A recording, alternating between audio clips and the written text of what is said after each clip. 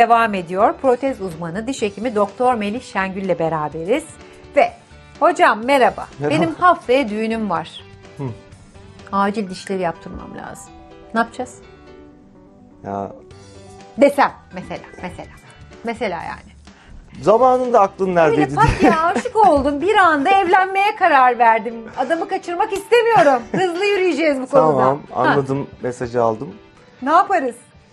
Ya şöyle, şimdi aslında genelde ne yapıyorsak onu bir kere önce başta ortada koymak lazım. O kişinin ihtiyaçlarını, sana ne lazım, nasıl tedavi yapmak lazım. Yani standart muayenemizi başta yapmak lazım. Sonra zamanımız ne kadar var mesela düğüne? Yok yani yok gibi bir şey. Yarın Bir hafta diyorum. maksimum, hatta yani çok fazla seviyorum, yarın evleneyim diyorum. Sosyal medyadan fotoğraf paylaşma, orada yapma dişi vardı, o dişle görmesi lazım. Mesela beni İşte, düğün öncesi bir de ilk buluşma var. Ne bunları yaparız yaşıyoruz bugünden aslında. yarına? Mesela bir hastamızın tedavisinin belli bir noktasında onun yanında gelen yeğeni, kızı, çocuğu ya bizim bu hafta sonu şöyle bir etkinliğimiz var. Ben hemen şu an ne yapılabilir bana? Şimdi o zaman ihtiyaçları ortaya koyuyoruz tabii önce. Eğer bir komple bir gülüş tasarımı gerekecek bir vakaysa bu, bizim mock-up'larımız var. Bir tasarımı ağza taşıdığımız bir öngörü versin bize diye planlamamızı hastayla paylaştığımız bir geçici bir şey. Onu biraz daha güçlü haliyle o güne has, yani uzun ömürlü olmayacak bir şey o tabii. Çok kısa süreliğine kullanabileceği şekilde o tasarımı aktarabiliyoruz hastaya. Hastanın o gününü bu şekilde geçirmesini sağlıyoruz açıkçası. Hemen arada bir şey Büyük soracağım. işler için söylüyorum. Yani komple böyle bir Mesela yüz tasarımı. çekim olduğunda dişinin teki düştü sonuçta, o direkt renk tutturulamıyor falan, onda da mock-up yapılıp Yapılabilir, tabii. makyaj gibi bir şey bu yani. Evet, yani o bizim şimdi malzeme olarak kullandığımız kompozit materyaller var. Bunlar çok gelişti. Bunlar plastik esaslı, ışıkla sertleşen, hamur kıvamında şeyler, dolgu yaptığımız malzemeler. Bunların yüksek cilalanma kabiliyeti olan, şeffaf, geçirgenliği olan, farklı tonlarda seçenekleri olan malzemeler. Bu malzemelerle biz daimi restorasyonlar da yapıyoruz. Şunu yapabiliriz mesela, ne lazım aslında? Diyelim ki biraz daha böyle ön dişleri çok kısa uzatmak istedik. Biraz böyle çok görünmüyor dişleri, görünsün istedik. Fotoğrafta dişlerim görünmüyor mesela, büyük bir beklenti oluyor. Şimdi düğün fotoğrafları çekilecek, güldüğüm zaman Görmek şöyle istiyor, değil mi? güzel görüneyim. O zaman bizim kompozit materyallerle direkt hasta ağzında yaptığımız bir gülüş tasarımları oluyor. Ya öyle bir şey, ya da eğer daha sonra bir lamine çalışması, bir tüm ağız, bir gülüş tasarımı yapılacaksa dahi bir gün içinde bile biz hemen bir gülüş tasarımımızı ağza aktardığımız geçici ya da kalıcı çözümlerimiz var. Hatta o geçiciler de burada bir kere denk düşmüştüm yine ofisinizde.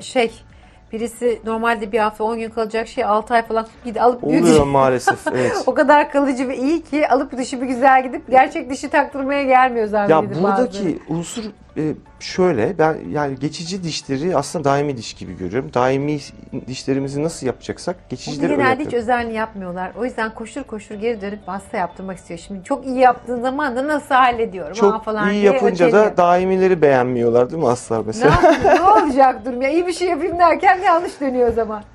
Yalnız yani ne yapacağımı göstermem gerekiyor hastama. Evet. Dolayısıyla geçici dişler bunun için önemli bir rehber. Ağızda bu mock-up'ı ya da geçici dişleri hasta görüp onları kullandıkça, evet ben bundan memnunum, böyle olacak şeklinde bir kafasında net olacak ki ben onun daimi olarak yapayım. Ben şimdi mesela senden istesem, bana mock-up yap, eve öyle dönmek istiyorum akşam desem. Yapılabiliyor mu bu? Ya yapılabiliyor ama bunu çok kuvvetli şekilde de yapıştırdığımız zaman bu sefer sökmesi dert. Heh. Dolayısıyla bu böyle sadece bakmak için bir şey aslında. Tabii ki böyle bir düğün varsa, söz konusu olan önemli bir etkinlik varsa, Konuşmayıp sadece güleceksin. o zaman onu daha kuvvetli yapıştırıp biraz da onu çıkarmasında ona göre biraz daha zaman harcamamız sihirli gerekiyor. parmaklarınıza Tabii yani, kalmış evet. bir şey. Bunun dışında ne yapabiliriz? İşte kompozit materyallerle daimi restorasyonlar yapabiliyoruz. Uzatmalar, eklemeler. Nasıl yani? Şimdi ben o kompozit materyalle yaptığımda Daimi. olarak da yapabiliyoruz evet bunu. O zaman diş yapmış gibi oluyor gene. Evet ama bu her koşulda olmaz.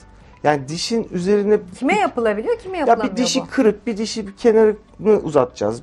Belirli ufak tefek dokunuşlar yapacaksak bu kompozit materyaller aslında daha başarılı sonuçlar verir. Çünkü geneli bozmadan. Kendi dişinde mesela, kendi dişinde bir kırıksa o Evet. kompozitle diş Evet. değiştirmeden Küçük yapılabilir. dokunuşlar daha. Daha küçük dokunuşlar. Bütün bir görünen yüzeyi değiştireceksek o zaman porselen laminalar daha doğru seçim oluyor ama mesela sadece uçlarına eklenecek ya da bir çapraşıklık hafifçe düzeltilecek. Küçük dokunuşlarla kompozitlerle de ağız içerisinde direkt hemen orada bir seansta bunu yapabiliyoruz. Şey vardı bir ara, diş beyazlatma çok daha fazla moda olduğu için ve herkes her tip ürüne diş beyazlatmaya gidip dişlerde, minelerde böyle küçük çatlaklar oldu ve sızlamaya başladı dişler. Bir dönem bu çok Bu fazla beyazlatmadan vardı. değil ama. Beyazlatmadan olanları şöyle, mesela yanlış mı? Doktora gidip beyazlatma dışında insanlar kendileri de çok değişik ürünlerle yurt dışından diye alanı var, şeyi var ve yanlış kullanımla o da var. Şu diş çatlakları meselesi... Minelerde böyle hafif şeyler, çatlaklar, dişe hasar verme gibi şeyler olmuştu. Onlara mesela Ya şöyle o konuda diyeyim. bir anlaşalım. Ben yaşadım de o yüzden kendime diş beyazlatmada yaşadım bunu mesela. Ya dişlerini Minelerde aşındırıcı çatlaklar. malzemelerle, aşındırıcı bir takım malzemelerle fırçalayıp böyle bir anlık bir beyazlık sağlıyor. Bundan çok memnuniyet duyuyor hasta mesela. Daha sonra bu dişin üzerinde çizilmelere neden olduğundan ötürü daha hızlı bu sefer renkleniyor. Sonra onu tekrar yapıyor, daha hızlı oluyor derken diş artık aşınıyor ve sürekli olarak o işlemi yaptığında da artık Ve dişin üstüne bir tamamen... kaplama gibi bir şey gerekiyor o zaman işte. Evet yani artık dişlere zarar vermeye başlıyor. Dolayısıyla burada şöyle bilgilendirme doğru olacaktır. Aşındırıcı bir takım materyallerle kendi kendimize dişlerimizi beyazlatmaya çalışmamalıyız. Profesyonel ellerde yapılması lazım. Kesinlikle. Bizim kullandığımız ürünler çok daha farklı çünkü. Ve diş beyazlatması konusunu dişi bir temizlemek var. Yüzeyindeki kirlerden arındırmak var. Bir de dişin kendi renk tonunu artırıcı bir takım kimyasallar Mesela kullanarak. üstte atıyorum hani çok daha açık renk istiyor. Altının rengini açmak için beyazlatmaya gidiyorlar. Gibi. Mesela. Evet. Ya beyazlatma güzel bir şey. Bugüne kadar bununla ilgili çok spekülasyon da oldu. Hani zarar veriyor diş minesine gibi. Ancak yapılan hiçbir çalışmada bununla ilgili kalıcı bir hasar oluştuğu gözlenmedi. Dolayısıyla güvenle kullandığımız şeyler diş beyazlatma Ama ürünleri. kendi kendine evde yapılan ya da bilmediğin ürünlerle aşındırmak zarar Evde verebilir. dahi yapacaksa o evde yapacağı yöntemi ve kullanacağı materyali bizden alması lazım. Yani hekimin yönlendirmesiyle olması lazım. Yani tatsız sonuçlara sebep olmamak için diş beyazlatması hekim kontrolünde olmalı. Anladım. Tabii bunu böyle söyledik diye de şimdi herkes böyle özel günlerde günü kurtaracak şekilde tedaviler istemesin. Bu tedavi değil. Daha aslında uzun dönemde öncesinde planlamak daha doğru. Evet, bu tabii hem ki. bir planlama hem o memnuniyeti görmüş oluruz. Dolayısıyla bunu daimi şekilde yapmanın yollarını yine sunuyoruz hastalarımıza. Ama geçici restorasyonlar bizim daimi olarak yapmak istediğimiz sonucun bir öngörüsü ve onu da aynı ciddiyetle aynı şekilde yapıyoruz. Böyle geçici durumlarda, özel hızlı durumlarda da bu tip şeylerle hastamızın gününe katkı verebiliyoruz. Çok başıma Ama o geldi. sizin ince bakış açınız. Geçici restorasyonların geçici de olsa bir haftalık, bir günlük dahi olsa onun memnuniyetin derecesinin yüksek olmasını hem benim Çok önemli yani. yalnız çatlak demiştin dişlerin yüzleri. Dişler niye çatlıyor? Niye Bu çatlak çatlıyor? çatlak neden oluyor? Niye diyorsun? çatlıyor? Örneğin çok sıcak bir şeyle çok soğuk bir şeyi aynı anda tüketmek gibi. Nasıl?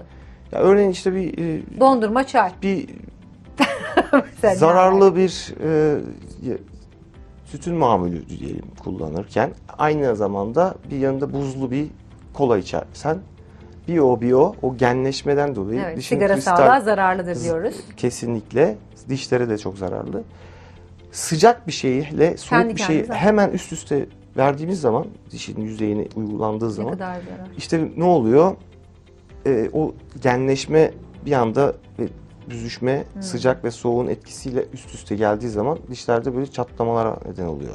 O zaman ne diyoruz? Dikkat ediyoruz. Sağlıklı yaşıyoruz. Bu programı izliyorsanız lütfen bunlara dikkat ediyorsunuz diyoruz. Değerli konuklarımız demiyorum, uzmanlarımız sağ olsunlar. Bu değerli bilgiler için de çok teşekkür ediyoruz. Ben teşekkür ederim geldiğiniz için. Sizi ağırlamak her zaman çok güzel bir şey bizim için. O zaman mock-up diyorum ve Gençlik Rüzgarı devam ediyor.